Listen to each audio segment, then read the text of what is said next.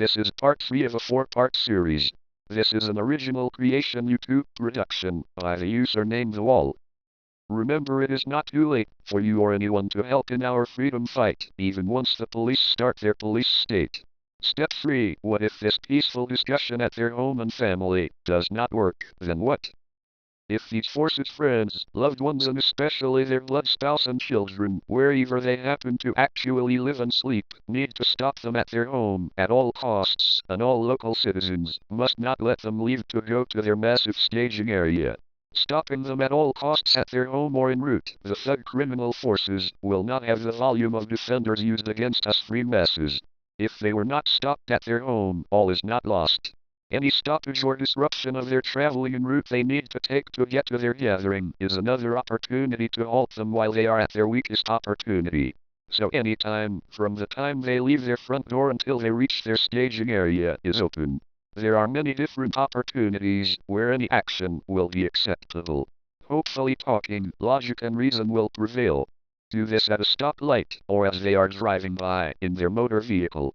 Endless ways and means, based on what tools you have.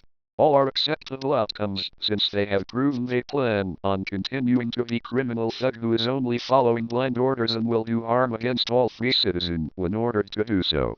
As in their tactics, it is easier to manhandle 1 or 2 criminal thugs at one time, out on their own, versus a thug crowd of 50 when they are most powerful.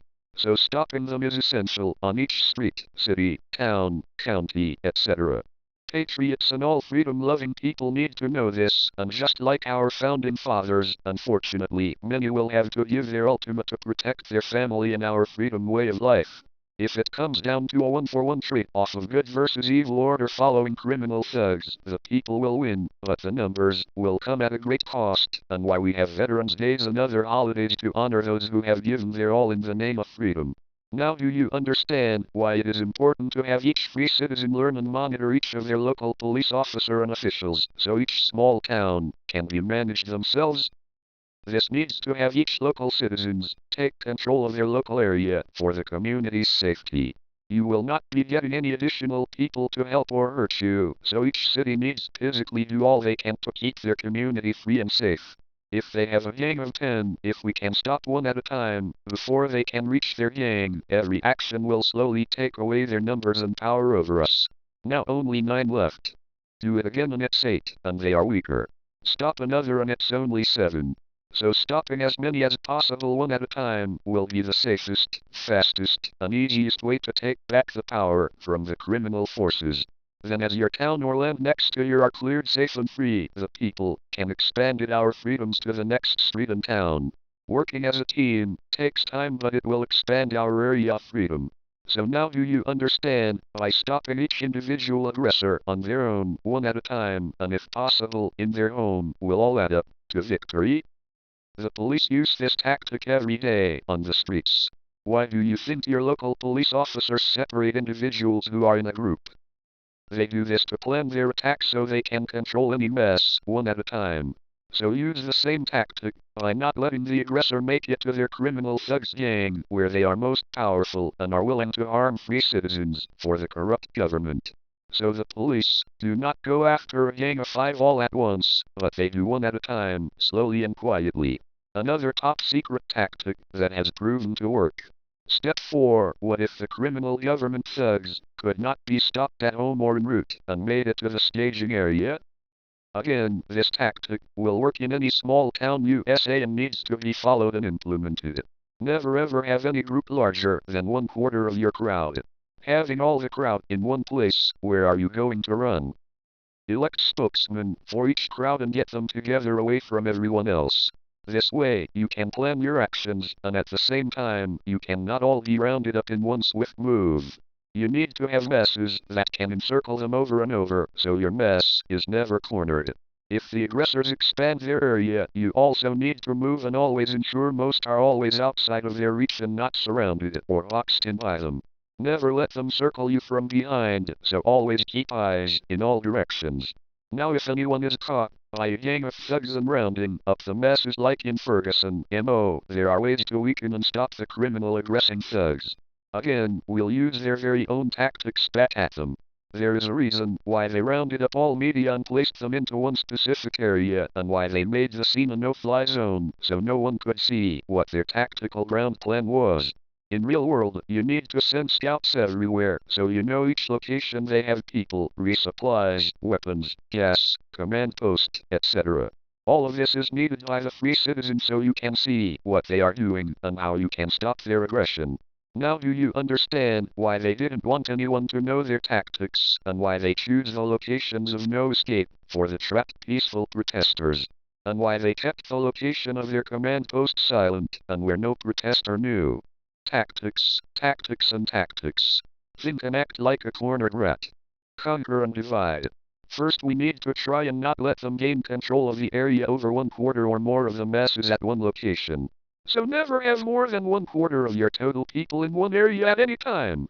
With our numbers, we need to keep expanding all the people all around them to surround them 360 degrees at any given time, so they have no single safe, clear direction out, nor are we all cornered.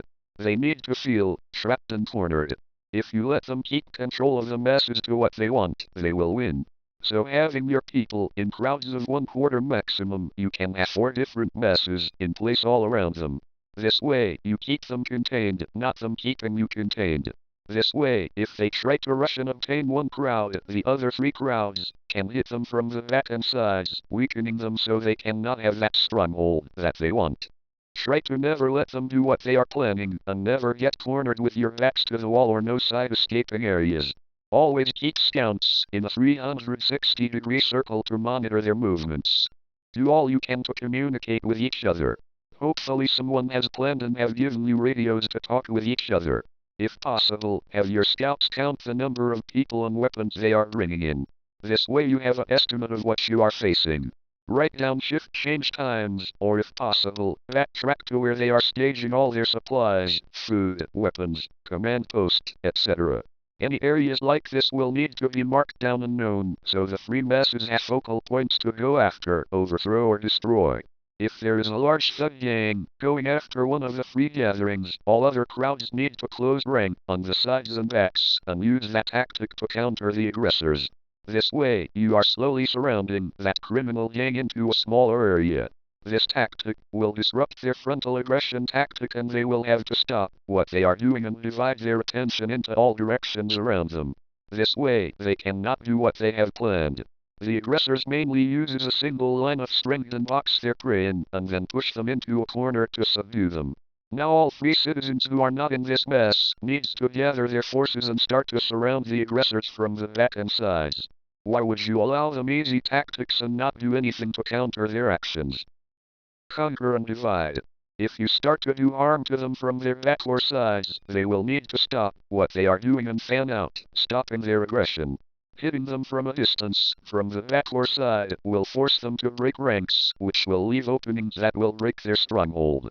If you can break 1 or 2 off from their gang, it is easier to handle and stop them being able to do any more harm to anyone, and at the same time, you will be weakening the gang, one by one.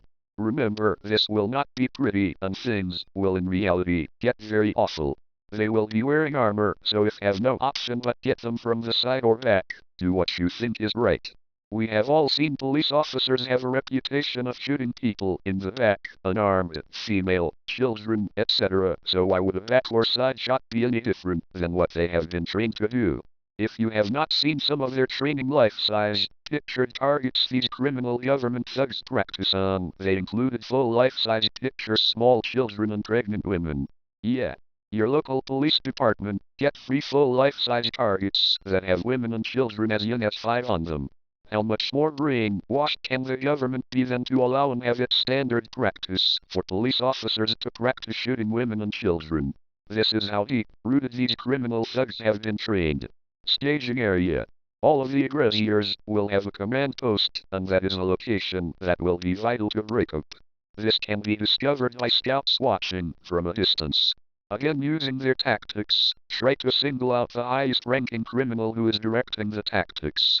If you capture the highest ranking official, you can use them against their gang of thugs. It will not be pretty, but if we do all we can to stop the aggressors, we need to do it. Things are beyond words and talking. Now another tactic used against someone is getting a family members to the location and have them reason with them. If that means taking any aggressors, loved ones or family members and using them as needed to stop the actions, that is acceptable. Don't they do that already and say they brought so-and-so here so you can talk with them? Yes. So why not do the same to their loved ones? Since these forces show that they will do anything against any mother, sister, mother, father, children, including chewing them in the back or an arm, it shows they will stop at nothing to do harm to anyone. So why then would it be unethical to use their very own family members in the exact same way against them?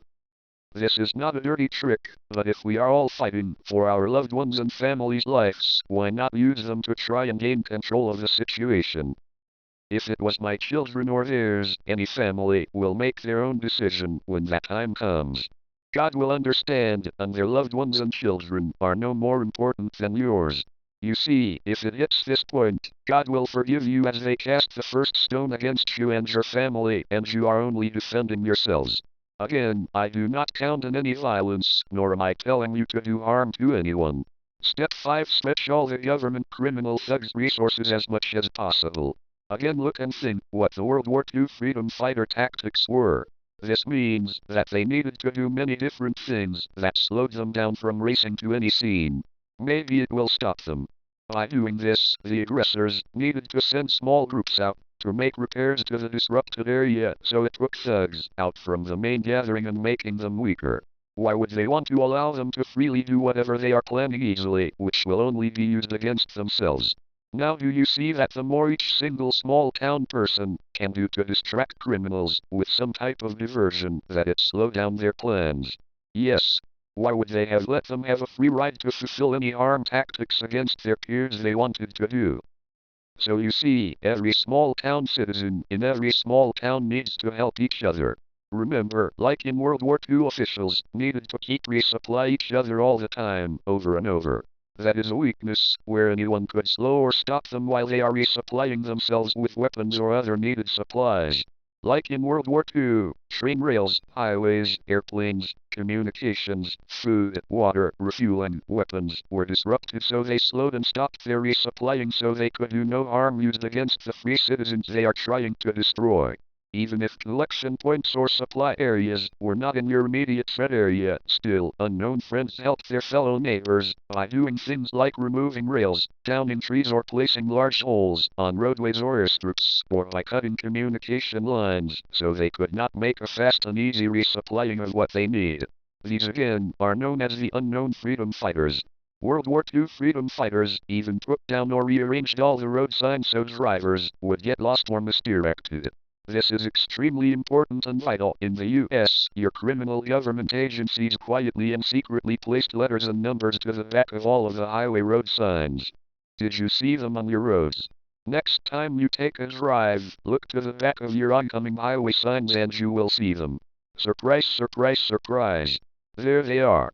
And no, they are not just a stock or ordering number. These are the new highways and directions for their top secret maps they are waiting to use. These are one of the most high valuable tools that will be used against you and to that of mass free citizens. These are believed to be government locations that hold the bulk of the aggressor's supplies like vehicles, weapons, gas, staging areas, FEMA holding locations, food and water, shelters, hospital, depots, etc. The World War II freedom fighters taken down and completely removed signs like this, so the enemy had no idea where they were going or what direction they are headed. Just think about what happened when they just disappeared. They had no signs to follow, they did not know where to turn or where they are going. Just like in the movies, how funny it was to swap them around so they go in a different direction. So again, just because an action in an unknown small town by an unknown freedom fighter that did not affect them, they know they helped someone's loved one and played an important role that may have saved lives.